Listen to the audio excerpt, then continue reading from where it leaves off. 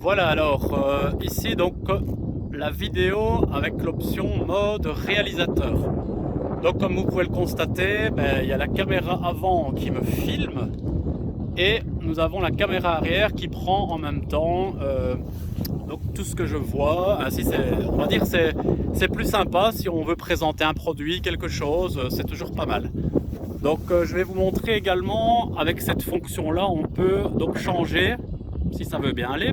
Voilà, donc pendant que je suis en train d'expliquer, si par exemple je dis tiens je prends l'autre objectif, voilà, hop je zoome, hop je reprends encore un autre format, je rezoome, il n'y a aucun souci, il y a trois possibilités.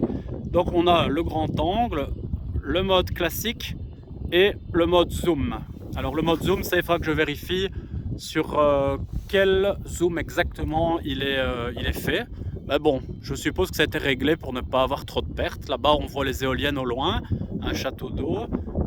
Voilà, donc là je me dis allez hop, c'est pas tellement top, je vais me remettre en grand angle. Bon moi j'apprécie le grand angle, c'est quand même pas mal. Enfin quoi qu'ici dans ma vidéo avec le grand angle on voit une partie du gimbal. Donc là ce n'est pas chouette non plus, donc on va se remettre en mode normal. Voilà, donc là on va dire qu'ainsi c'est vraiment entre les deux. Mais voilà, donc ainsi on peut me voir, voilà.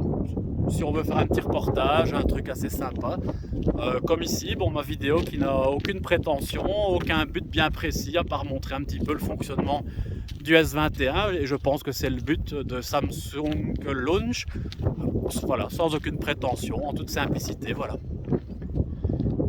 Et comme je vous dis, avec le vent c'est terrible, on verra ce que ça donne au montage final. Voilà, je suppose que là on me voit avec mes Galaxy Buds dans les oreilles, qui pour la petite anecdote au départ n'était pas très évident à placer. Une fois qu'on a compris le principe, c'est génial. On n'a pas d'embouts comme avant qui rentrent dans les oreilles, qui font très mal après un certain temps. Moi c'est quelque chose que je ne supportais pas. J'avais d'ailleurs pour l'hiver, bon forcément en été je ne peux pas utiliser, pour l'hiver assez pratique, un bonnet avec les écouteurs intégrés qu'on trouve un peu partout quoi. Sur les sites marchands bien connus, soit classiques qui commencent par A qui finit par ON, et ou sinon des sites chinois on en trouve aussi sans aucun souci, la qualité est très bonne.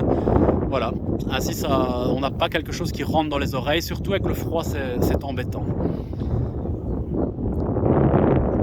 Et alors le petit clin d'œil aussi au niveau de mes Galaxy Buds, je ne dors pas avec, voilà. Quelqu'un m'avait posé la question, parce qu'il est vrai que sur pas mal de photos j'avais mes Galaxy Buds, mais c'est parce que je fais des montages, des tests, même au niveau musique, enregistrement avec la guitare, etc. Et j'ai voulu tester pour voir si la qualité était vraiment mieux, équivalente ou moins bonne. Voilà, mais en tout cas je suis vraiment relativement content. D'ailleurs des mises à jour pour les Buds Live sont prévues. Elles sont déjà en route au niveau des États-Unis. Je suppose que ça devra bientôt arriver par chez nous.